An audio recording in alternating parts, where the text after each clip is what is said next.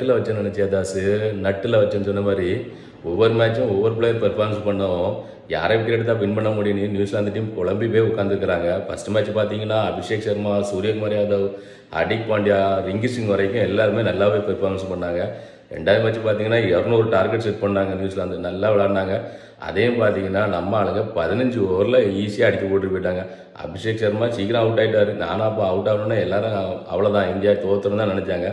But அதுக்கப்புறம் அந்த இஷான் கிஷானும் சூரியகுமார் அதை அடித்த அடியில் 15 ஓவரில் 200 டார்கெட்டை ஈஸியாக அடித்து போட்டுட்டு போயிட்டாங்க. சைது முஸ்தாக் அலி ட்ரோஃபியில் எப்படி ஃபார்மில் இருந்தாரோ அதே ஃபார்மை இஷான் கிஷான் கொண்டு வந்திருக்காரு.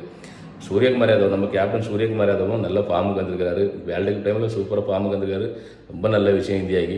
அடுத்து 3ஆம் மேட்சாக ஜெயிச்சலான்னு நினச்சிருப்பாங்க. அவங்க 155 ரன் தான், 200 ரன்னே 15 ஓவரில் அடித்தவங்க. 155 ரன் சும்மா விடுவாங்களா? 10 ஓவரில் அடித்து போட்டுட்டு போயிட்டாங்க. நம்ம ஆள் அபிஷேக் சர்மா 14 பாலில் 50, யுவராஜ் சிங் 12 பாலில் அடித்தார். இவர் 14 பாலில் அடிச்சு வச்சிருக்காரு. சீக்கிரம் 10 பால்லே அடிச்சிடுவார் போல். இவர் அடிக்கிற அடியை பார்த்தா அவ்வளோ ஸ்பீடாக அடிக்கிறாரு எல்லா பாலும்.